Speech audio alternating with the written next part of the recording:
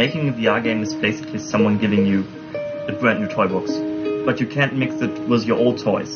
You have to relearn old things.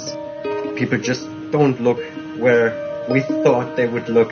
We have to have a really stable frame rate. We cannot have frame drops. This driver configuration, that GPU, this OS. No puzzles would work where something is in a closed room. You could just stick your head into the wall. Something goes that you don't expect. How do we guide the player? You can't take control from him because you will get nauseated. Scrap all the things you have done before and start from scratch. There are no rules yet. Everybody's working on their own rule set. So for every small issue, you have to find a solution in a creative way. A lot of new technology, there's a lot that can go wrong.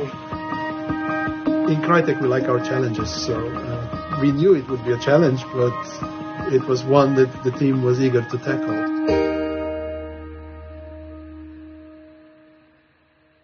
In VR, if the performance targets are not being hit, the VR world just kind of collapses on itself. It's not an experience that is worth having.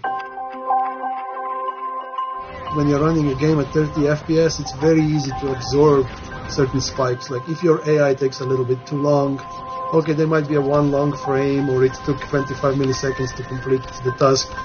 But if that happens in VR, that's an immediately visible dropped frame. We need to render the fluid 60 frames per second, and we are rendering for both eyes, so stereoscopic. 60 interpolated to 120 is the minimum that you need for the world to stay stable.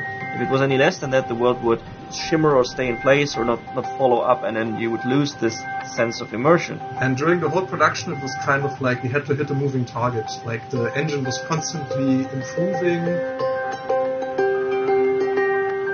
In Robinson, we've done significant advancements in terms of how many draw calls we can actually process within a frame.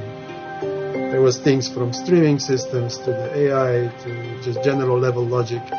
Does this have to happen at this point or not? Can we move something forward by rewiring some of our code to happen simultaneously rather than in sequence? And also with the improvements like where we do single pass stereo, which means we half the amount of work for draw calls that we would normally have to do. Once the draw call improvements came in, it was a bit like the Wild West. We thought like, okay, we can just draw as much as we want. Of course, it was not like that, but we went basically from a budget from 500 to 900 draw calls, so almost double.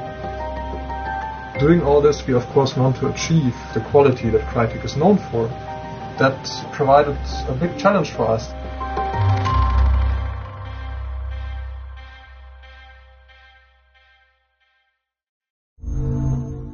Achieved with CryEngine.